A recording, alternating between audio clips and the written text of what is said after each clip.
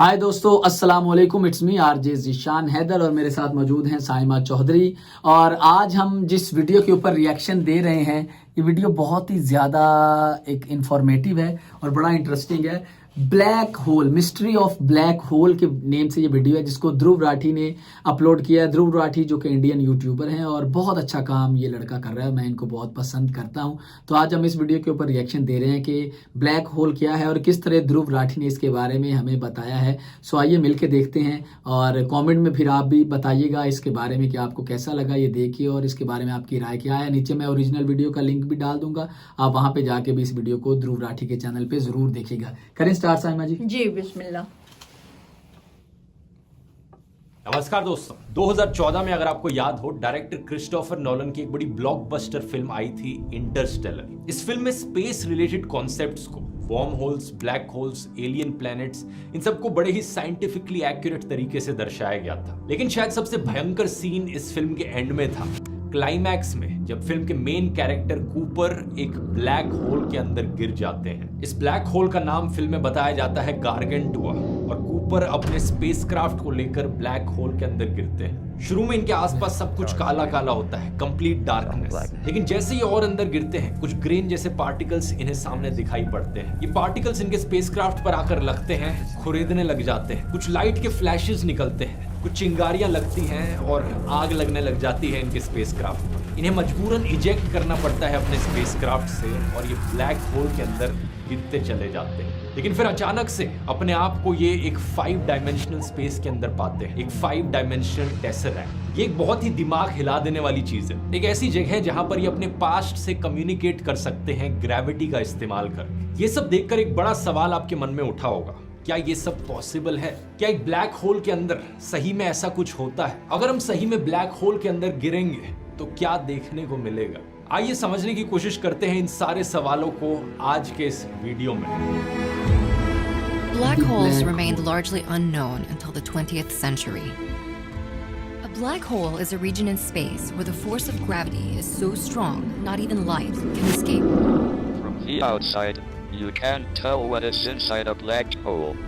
Black holes इसके बारे में सुना है ना, वो जो वाव लोना भी जिसे कहते हैं कि इस तरह कोई घूमती है एक जगह और उसके अंदर सारी चीजें जाती हैं। अभी भी है ये सब कुछ जी, जाहिर बात है इसके ऊपर कहानी तो की शुरू रिसर्च से भी शुरुआत करते हैं दोस्तों। ब्लैक होल्स का इतिहास कोई ज्यादा पुराना नहीं है। आज से 100 साल पहले कोई ब्लैक होल्स के बारे में जानता तक नहीं था। आइंस्टाइन की थ्योरी ऑफ रिलेटिविटी की वजह से ही बाद में जाकर ब्लैक होल्स की डिस्कवरी करी गई। इस थ्योरी के एक्चुअली में 2 हिस्से हैं दोस्तों, the special theory of relativity और the general theory of relativity. Special theory of relativity, जिसे आइंस्टाइन ने साल 1905 में पब्लिश किया था, हमें बताती है कि कैसे स्पीड टाइम को इन्फ्लुएंस करती है। अगर आप एक ऐसी स्पेसशिप में बैठे हो जो बहुत तेज उड़ने लग रही है, जिसकी स्पीड बहुत ज्यादा है, तो आपके लिए टाइम धीरे चलेगा रिलेटिव टू वो लोग जो स्पेसशिप में नहीं बैठे हैं, धरती पर ही हैं। रिलेटिव शब्द बहुत जरूरी है, क्योंकि आप जब स्पेसशिप में बैठे होंगे तो आपको फील नहीं हो रहा होगा कि टाइम बहुत धीरे चलने लग रहा है। आपके लिए टाइम उतनी ही स्पीड पर चल रहा होगा जितनी पे नॉर्मली चलता है। बस आप अगर वापस धरती पर जाएंगे तब आपको पता चलेगा कि टाइम कितना अलग चल रहा था। इस चीज को काइनेमेटिक टाइम डायलेशन कहा जाता है, और अगर आपने मेरा टाइम ट्रैवलर वाला वीडियो देखा है तो उसमें मैंने डिटेल में एक्सप्लेन किया है ये कैसे काम करता है। अब स्पीड से ही नहीं बल्कि ग्रेविटी से भी टाइम डायलेशन हो सकती है, जिसे आइंस्टाइन ने बताया अपनी जनरल थ्योरी ऑफ रिलेटिविटी। ये उन्होंने डेवलप करी थी साल 1915 में। इसमें जितना ज्यादा आप ग्रेविटेशनल फोर्स एक्सपीरियंस करेंगे उतना ही ज्यादा टाइम आपके लिए धीरे हो जाएगा। इसे ग्रेविटेशनल टाइम डायलेशन कहा जाता है, और इंटरस्टेलर फिल्म में इसे बढ़िया तरीके से दिखाया गया था। जब कूपर और उनके साथी एक एक्वा प्लैनेट पर लैंड करते हैं, उस प्लैनेट पर उनके लिए 1 घंटा धरती पर 7 सालों के बराबर होता है। ऐसा इस प्लैनेट पर इसलिए होता है क्योंकि ये प्लैनेट गार्गेंटुआ ब्लैक होल के काफी करीब होता है, तो ब्लैक होल की तरफ से आ रहा ग्रेविटेशनल फोर्स इस पर इंपैक्ट डालता है। अब आइंस्टाइन ने इस चीज को विजुअलाइज करने के लिए कहा था कि एक स्पेस टाइम का फैब्रिक इमेजिन करो, एक तरीके का मैश इमेजिन करो जिस पर सारे प्लैनेटरी ऑब्जेक्ट्स रखे हुए हैं। जितना ज्यादा उनका मास है उतना ही ज्यादा वो इस स्पेस टाइम के मैश को बेंड कर रहे हैं नीचे। और जब ये मैश बेंड होने लग रहा है, ना सिर्फ फिजिकल ऑब्जेक्ट्स इसकी तरफ ज्यादा आकर्षित हो रहे हैं, बल्कि टाइम की भी इससे डायलेशन होने लग रही है, और जो बाकी फॉर्म्स ऑफ एनर्जी हैं जैसे कि साउंड, हीट और लाइट, उन सब पर भी ग्रेविटेशन का असर पड़ता है। सही सुना आपने दोस्तों, ये एक और कंक्लूजन था जो आइंस्टाइन ने निकाला था। ग्रेविटेशन से ऑलमोस्ट हर चीज पर असर पड़ता है। ग्रेविटेशन के फोर्स से ना सिर्फ फिजिकल ऑब्जेक्ट्स अट्रैक्ट होते हैं बल्कि हीट, साउंड और लाइट भी अट्रैक्ट होते हैं। तो इसका मतलब ये हुआ दोस्तों कि ऐसे भी ऑब्जेक्ट्स हो सकते हैं यूनिवर्स में जिनमें ग्रेविटेशनल फोर्स इतना ज्यादा है कि वो लाइट को पूरी तरीके से अपने अंदर एब्जॉर्ब कर लें। और अगर ऐसे ऑब्जेक्ट्स हैं तो इसका मतलब ये है कि वो कंप्लीटली ब्लैक होंगे, हमें दिखेंगे ही नहीं, क्योंकि लाइट भी उनसे बाहर नहीं निकल पाएगी। एग्जैक्टली यही होते हैं दोस्तों ब्लैक होल्स। लेकिन आइंस्टाइन ने जब अपनी थ्योरी ऑफ जनरल रिलेटिविटी बताई थी, उस वक्त ये ब्लैक होल्स का कॉन्सेप्ट सिर्फ थियोरेटिकल था। आइंस्टाइन को पता था कि ग्रेविटेशन लाइट को इन्फ्लुएंस करती है और थियोरेटिकली ऐसे ऑब्जेक्ट्स हो सकते हैं जो लाइट को ऑब्जॉर्व कर सकें। लेकिन आइंस्टाइन ये नहीं जानते थे कि एक्चुअली में भी ब्लैक होल्स होते हैं। इनफैक्ट आइंस्टाइन जब तक जिंदा थे उन्हें ये ब्लैक होल्स का कॉन्सेप्ट बड़ा अजीबोगरीब लगता था। वो जानते थे कि थियोरेटिकली ऐसी चीजें हो सकती हैं, लेकिन उन्हें यह लगता था कि हाँ, थियोरेटिकली तो कहने के लिए इन्फिनिटी जैसी चीजें भी हो सकती हैं, लेकिन रियलिस्टिकली, प्रैक्टिकली उन्हें यकीन नहीं था कि ऐसी चीजें असली में एग्जिस्ट करती हैं। तो एक्चुअली में उनका देहांत होने तक ब्लैक होल्स जैसा शब्द इन्वेंट भी नहीं हुआ था। यहां पर एक इंटरेस्टिंग फन फैक्ट, आइंस्टाइन की थ्योरी में एक की पॉइंट यह भी था कि लाइट की स्पीड ग्रेविटी के इन्फ्लुएंस को लिमिट करती है। ऐसा नहीं है कि ग्रेविटी का फोर्स इंस्टेंटली हमें हर जगह फील होता है, इसकी अपर लिमिट है लाइट की स्पीड। प्रैक्टिकल एग्जांपल से समझाऊं तो इसका मतलब यह है कि मान लो सूरज अचानक से गायब हो गया। आप सब जानते ही होंगे कि हमें 8 मिनट बाद ही पता लगेगा धरती पर कि सूरज गायब हो गया है, क्योंकि लाइट को 8 मिनट का समय लगता है धरती तक पहुंचने में। लेकिन आइंस्टाइन के अकॉर्डिंग सूरज गायब होने का जो धरती पर ग्रेविटेशनल इंपैक्ट पड़ेगा, ये भी हमें 8 मिनट बाद ही फील होगा। है ना बहुत इंटरेस्टिंग चीज। तो आइंस्टाइन के बाद दोस्तों जो थ्योरी ऑफ जनरल रिलेटिविटी थी, इस पर कई और साइंटिस्ट ने काम किया, जैसे कि कार्ल श्वार्ज़शाइल्ड, योहानस द्रोस्ते, सुब्रमण्यम चंद्रशेखर। कई इक्वेशंस थी, इन लोगों ने उन इक्वेशंस को सॉल्व किया, उनके सॉल्यूशंस निकालने की कोशिश करी, और इन इक्वेशंस के सॉल्यूशन निकालने से थ्योरेटिकली ये प्रूफ हो पाया कि ब्लैक होल्स जैसी चीज एग्जिस्ट करती हैं। 1960s तक आते आते फाइनली रिसर्चर्स और साइंटिस्ट ने माना कि थ्योरेटिकली ही नहीं, शायद एक दिन रियलिस्टिकली भी हम ब्लैक होल्स को देख पाएंगे, क्योंकि ये चीजें एक्चुअली में स्पेस में एग्जिस्ट करती हैं। ब्लैक होल शब्द को पहली बार एक मैगजीन ने इस्तेमाल किया था साल 1964 में, लेकिन ये साल 1967 के बाद ही शब्द पॉपुलर बना, जब एक फिजिसिस्ट जॉन व्हीलर ने इसे पॉपुलराइज किया। हालांकि ब्लैक होल शब्द सुनने में काफी सेंसेशनल लगता है, लेकिन ये थोड़ा सा मिसलीडिंग शब्द है। ब्लैक होल सुनकर आपको लगेगा कि एक्चुअली में कोई होल है वहां पर, लेकिन ऐसा नहीं होता। वहां कोई होल नहीं है स्पेस में। ब्लैक होल स्टार्स से बनते हैं, तो इनके सेंटर में कुछ मटेरियल जरूर है। अब स्टार्स में क्या होता है दोस्तों, जैसे कि सन भी हमारा एक स्टार्स है, उनके बीच में न्यूक्लियर फ्यूजन रिएक्शंस होते रहते हैं। इन रिएक्शंस की वजह से हीट और लाइट प्रोड्यूस होती है। ये जो हीट प्रोड्यूस हो रही है, ये बाहर की तरफ एक फोर्स डालती है, और अंदर की तरफ स्टार्स में फोर्स आता है ग्रेविटेशन की वजह से, जिसकी वजह से ये स्टार इकट्ठा होके जिंदा रह रहा है। तो एक तरीके से हर स्टार अपनी जिंदगी में एक इक्विलिब्रियम मेंटेन करके रखता है, बाहर की तरफ जाने वाली फोर्सेस रिएक्शन की वजह से और अंदर की तरफ आने वाली फोर्सेस ग्रेविटेशन की वजह से। लेकिन ये जो रिएक्शन होने लग रहा है, ये कोई फ्यूल की वजह से होने लग रहा है, हाइड्रोजन या हीलियम। ये फ्यूल हमेशा नहीं रहेगा, ये फ्यूल कभी तो खत्म हो जाएगा, और जब ये फ्यूल खत्म होगा तो बाहर की तरफ जो फोर्स जाने लग रहा है वो रहेगा नहीं। अंदर की तरफ जो ग्रेविटी का फोर्स है, उसे काउंटर करने के लिए कोई फोर्स नहीं रहेगा, तो ये स्टार अपने ऊपर ही कोलैप्स कर जाएगा अपनी खुद की ग्रेविटी में। ये होने में काफी लंबा समय लगेगा। वैसे हमारे खुद के सन की लाइफ है अराउंड 10 बिलियन ईयर्स, लेकिन आगे क्या होता है ये डिपेंड करता है कि उस स्टार का मास कितना है। यहां पर एक चार्ट देखते हैं स्टार के लाइफ साइकिल का। अगर स्टार का मास ज्यादा नहीं है, छोटा एवरेज साइज स्टार है, तो वो रेड जाइंट में बदल जाता है। उसके बाद वो एक प्लैनेटरी नेबुला बन सकता है या फिर एक व्हाइट ड्वार्फ बन सकता है। लेकिन अगर एक बड़ा स्टार है, एक ज्यादा भारी स्टार है, जब उसका फ्यूल खत्म होता है, वो ठंडा हो जाता है, एक रेड सुपर जाइंट में बनता है, और फिर वो सुपर जाइंट फटकर सुपरनोवा बन जाता है। उसके बाद बहुत ही छोटा सा कोर रह जाता है। अगर वो कोर ज्यादा छोटा है तो वो न्यूट्रॉन स्टार कहलाता है, और अगर थोड़ा सा बड़ा कोर है तो उसे हम ब्लैक होल कहते हैं। बेसिकली कहा जाए, जितना मास था एक स्टार में, जब वो अपने ग्रेविटेशनल फोर्स की वजह से कंप्रेस हो गया, छोटा हो गया, कंडेंस हो गया, तो वो ये ब्लैक होल बन सकता है। स्पेसिफिकली कितनी छोटी वॉल्यूम में ये मटेरियल कंप्रेस हो जाता है, अगर कोई स्टार हमारे सन जितना बड़ा है, उसका अगर कोई ब्लैक होल बनता है तो उसका डायमीटर उस ब्लैक होल का सिर्फ 50 किलोमीटर का होगा। इतनी कम हो जाती है वॉल्यूम, आप इमेजिन कर सकते हो। लेकिन इंटरेस्टिंग चीज यहाँ पर यह है कि हमारा बेटा बड़ा होकर कभी ब्लैक होल नहीं बनेगा। इस चीज को प्रूफ किया था एक Indian American astrophysicist Subrahmanyan Chandrasekhar ने, जिन्होंने एक चंद्रशेखर लिमिट वैल्यू निकाली। उन्होंने कहा कि एक व्हाइट ड्वार्फ का मैक्सिमम मास हो सकता है 1.4 times the mass of our sun. उसके ऊपर वो स्टेबल नहीं रह पाएगा, फिर वो न्यूट्रॉन स्टार या ब्लैक होल बन जाएगा। लेकिन क्योंकि हमारा सन, हमारा बेटा इस लिमिट से नीचे है, तो वो एक व्हाइट ड्वार्फ बनेगा, ब्लैक होल नहीं बनेगा। ये समझ लिया आपने कि ब्लैक होल क्यों होता है। अब समझते हैं कि ब्लैक होल कैसा होता है। मेनली 3-4 टाइप के ब्लैक होल्स होते हैं दोस्तों। पहला है स्टेलर ब्लैक होल, जो कि सबसे कॉमन टाइप है ब्लैक होल्स का।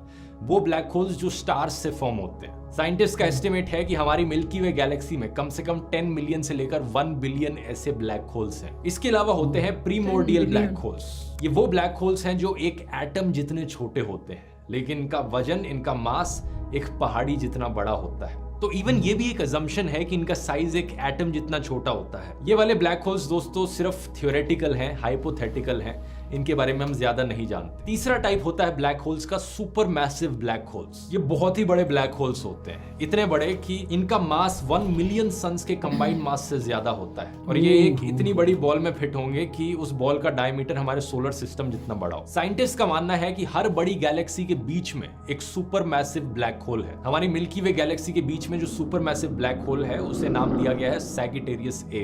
और जो इंटरस्टेलर फिल्म में ब्लैक होल दिखाया गया है, गार्गंटुआ जो उन्होंने नाम दिया था, वो भी एक सुपर मैसिव ब्लैक होल बताया है उन्होंने। इसके अलावा साइंटिस्ट का मानना है कि एक चौथे टाइप का ब्लैक होल भी हो सकता है, शायद से, फॉर श्योर नहीं कहा जा सकता। ये चौथे टाइप का ब्लैक होल होगा इंटरमीडिएट ब्लैक होल, जो कि स्टेलर ब्लैक होल और सुपर मैसिव ब्लैक होल के साइज के बीच में कहीं है। हालांकि इसका कोई प्रूफ अभी तक डिस्कवर नहीं किया गया है। तो एक चीज जैसा आपने फिल्म इंटरस्टेलर में देखा होगा और जो फोटोज अभी तक आपने देखी, समझा होगा उन्हें देखकर, कि ब्लैक होल ऐसा नहीं है कि एक बड़ी सी काली बॉल है जो हर चीज को अपने अंदर सक कर लेती है। ब्लैक होल्स दिखने में एक्चुअली में कुछ ऐसे दिखते हैं। मैं स्क्रीन पर आपको मूवी वाला ब्लैक होल दिखा रहा हूं क्योंकि वो ज्यादा HD है और ज्यादा 3 डायमेंशनल है उस फोटो के कंपैरिजन में जो इंसानों ने अभी कुछ साल पहले ली थी। तो सबसे पहली चीज जो आप इस फोटो में नोटिस करेंगे वो है एक ऑरेंज कलर का रिंग जो इस ब्लैक होल के अराउंड फॉर्म होने लग रहा है। इसे एक्रीशन डिस्क कहा जाता है और ब्लैक होल्स का एक बड़ा इंपॉर्टेंट फीचर है ये। अब जैसा कि आप जानते हैं, ब्लैक होल्स में ग्रेविटेशनल फोर्स बहुत ज्यादा होता है। तो ग्रेविटेशन की वजह से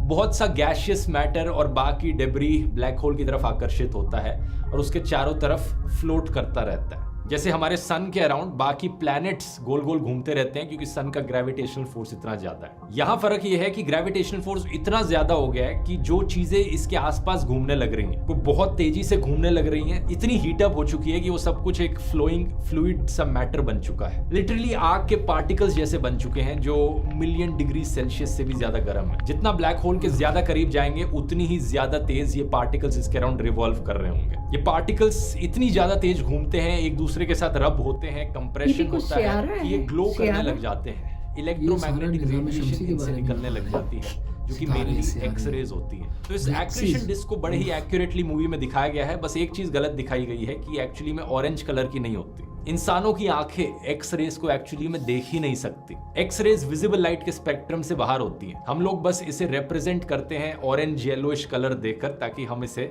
दिखा सके कि यहाँ पर कुछ है। असली कलर इस डिस्क का ब्लू के ज्यादा पास होगा। साल 2019 में पहली बार एक्चुअली में ब्लैक होल की फोटो खींची गई थी और इसमें भी इन्होंने इस येलोइश ऑरेंज कलर का यूज किया था इस एक्रीशन डिस्क को रिप्रेजेंट करने के लिए। अब एक चीज जो आप क्लियरली नोटिस कर सकते हैं असली फोटो में, जो आप मूवी में इतना नोटिस ना करें, वो ये है कि एक साइड पर ये पार्टिकल्स ज्यादा ब्राइट कलर के दिखते हैं दूसरी साइड के कंपैरिजन में। इसके पीछे एक बड़ा सिंपल सा रीजन है। जो पार्टिकल्स हमारी तरफ स्पिन करने लग रहे हैं वो हमें ज्यादा ब्राइट कलर के दिख रहे हैं और जो हमसे दूर स्पिन करने लग रहे हैं वो हमें डिम होके दिख रहे हैं। ये होता है डॉपलर बीमिंग इफेक्ट की वजह से। तो जब आप इस ब्लैक होल की असली फोटो को देखते हो तो इस ब्लर सी फोटो को देखकर ये चीज तो आप समझ सकते हो कि कौन सी डायरेक्शन है जिसमें ये पार्टिकल्स घूमने लग रहे हैं। जो जगह ज्यादा ब्राइट है वो हमारी तरफ आने लग रही है और जो डिम है वो हमसे दूर जाने लग रही है। अब मूवी वाली इमेज पर वापस आए तो एक और इंटरेस्टिंग चीज आप नोटिस करोगे, एक्रीशन डिस्क एक तरीके का ऑप्टिकल इल्यूजन देती है ग्रेविटी की वजह से। देखकर ऐसा लगता है कि ब्लैक होल के ऊपर और नीचे भी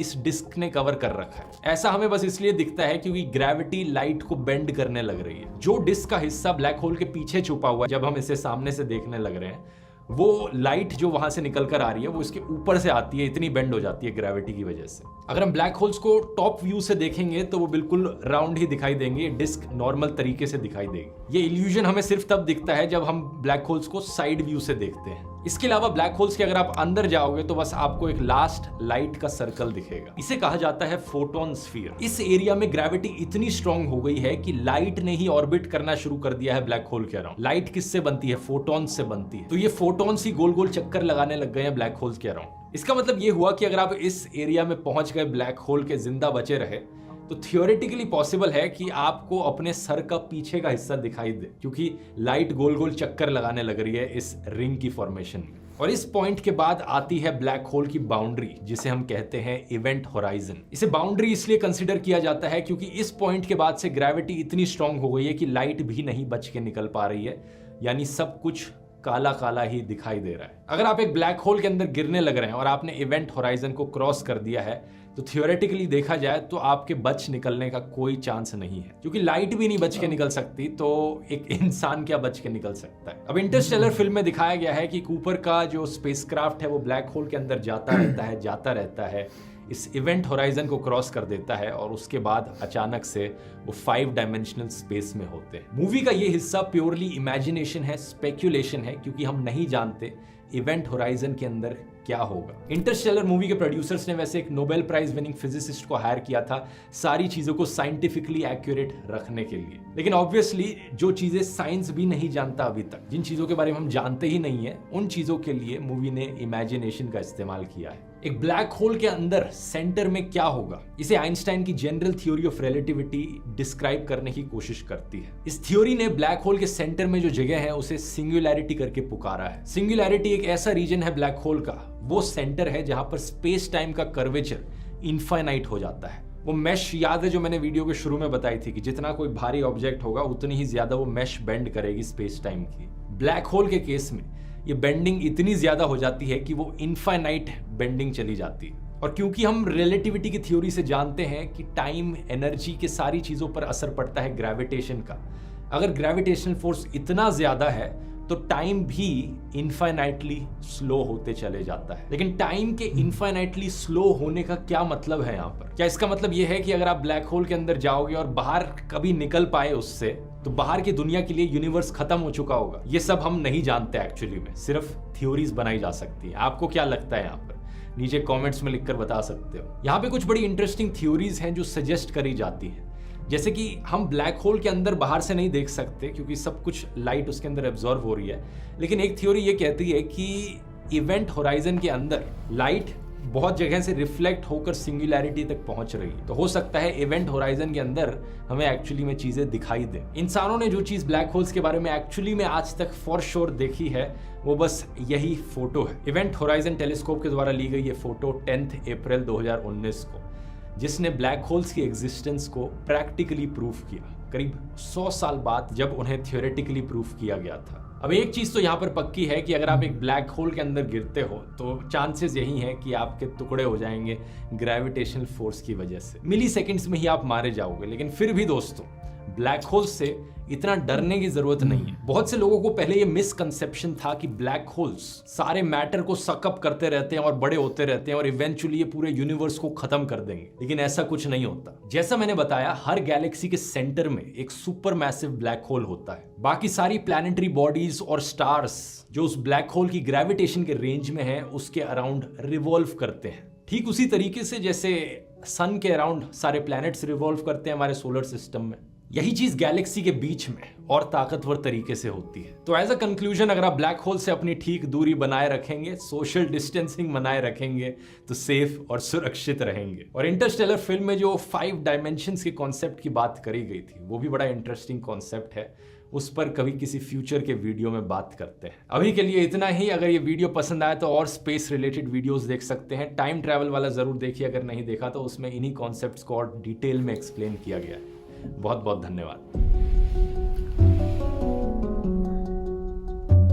ये दोस्तों, आपने ये वीडियो देखा ब्लैक होल के नेम से जो है, और मैं साइमा जी, सबसे पहले आप बताएं क्या आपको लगा ये वीडियो देख के, क्या आपने फील किया? मैं परेशान हो गई हूँ, मैं बिल्कुल हैरान हो गई हूँ। मेरे लिए तो स्ट्रेंज, यानी कि बड़ी अजीब सी ये चीज है, पहली दफा सुन रही हूँ और देख रही हूँ, स्ट्रेंज है। और ब्लैक होल के बारे में हमने भी सुना, जैसे ध्रुव ने बार बार बताया कि यही माइंड में बात थी कि कोई एक एक कोई एक पॉइंट है गोल सा जिसके अंदर इर्द गिर्द चीजें घूमती हैं और वो उन चीजों को अपनी तरफ सक करता रहता है, खींचता रहता है और सारी चीजें उसके अंदर चली जाती। इनफैक्ट ये बात भी हमने सुनी थी कि ये दुनिया खत्म भी ऐसे होगी कि ऐसे घूमते घूमते एक जगह पे सारी चीजें इंटर हो जाएगी। और मैं इस चीज को इसलिए ज्यादा कुछ फील करता हूँ बिकॉज आज से तकरीबन अप्रॉक्सीमेटली 20-22 साल पहले मैं जब बीमार हुआ था, मुझे एक इशू हुआ था, उसके अंदर मैं इसी चीज़ को जब मेरी तबीयत बहुत बिगड़ती थी तो मैं इस चीज़ को एक ना चाहते हुए भी एक ख्याल में देखा करता था। वो शायद ब्लैक होल ही था। और मैंने ये पहले भी 1-2 बार ये बात बताई है लोगों को, अगर नहीं तो मैं ये लिंक यहाँ पे डाल रहा हूँ, ये वीडियो आप देखिएगा जब पहली बार मुझ पे वो चीज़ हुई थी। तो वो ये चीज़ मैंने इमेजिन की हुई है, मैंने यानी कि उस तरह इसको तसव्वुर में देखा है। लेकिन यकीनन एक बहुत ही सबसे पहले तो मैं वो जो साइंसदान गुजरे मैं उनको सबसे पहले ट्रिब्यूट पेश करना चाहता हूँ जिन्होंने इतनी कमाल की थ्योरीज, इतनी कमाल की रिसर्चेस की, अपनी ज़िंदगी उन्होंने सर्व कर दी इसी बात पे कि वो हम तक एक शऊर की बात पहुंचा सके। फिर ध्रुव राठी ने जिस तरह बहुत अच्छे से एक्सप्लेन किया इसको, दैट्स वेरी गुड। और बहुत इंटेलिजेंट बंदा है जो भी मतलब he is a young boy, around 30 year उसकी एज है, छोटी एज है माशाल्लाह। वो उसने जो एक्सप्लेन किया है ना, मैं कहती हूँ बहुत मुश्किल काम है मतलब इतना बंदे को समझाना। और मैं लास्ट पे एक बात ही कहना चाहूंगा कि सुभान तेरी कुदरत कि ये जो दुनिया है, कहते हैं कि ये दुनिया जिस पे हम इतना नाज करते हैं, इतराते हैं, ये जो गैलेक्सी है, जो निज़ाम शमसी है, जो सियारे सितारे हैं, इसी तरह के कितनी गैलेक्सीज हैं इस कायनात में, और ये दुनिया उन सब में एक रेत के जर्रे के बराबर इतनी सी है। और हम इस दुनिया में बैठ के पता नहीं क्या क्या बातें कर रहे हैं, क्या क्या सोच रहे हैं, क्या क्या अपने आप में बने फिरते हैं। लेकिन दर हकीकत हमारी इस पूरी दुनिया की औकात एक रेत के जर्रे के बराबर है। इस कायनात को अगर हम देखें तो उसके अंदर उस रेत के जर्रे में बैठे हम रेत के जर्रे के 1000वें करोड़वें हिस्से के बराबर भी नहीं है, जिनको जो नजर माइक्रोस्कोप में भी नजर ना आए उस हिसाब से। और हमारे अंदर अकड़ कितनी है कि ओए होए तौबा तौबा तौबा। बाकी अमेजिंग वीडियो, बहुत अच्छे। ध्रुव राठी का चैनल जाके जरूर सब्सक्राइब कीजिएगा और कमेंट सेक्शन में अपना फीडबैक यहाँ भी जरूर लिखिएगा। God bless you. इंशाल्लाह ताला नेक्स्ट वीडियो में मजीद एक अच्छी वीडियो के और अच्छे टॉपिक के रिएक्शन के साथ आएंगे। Good luck.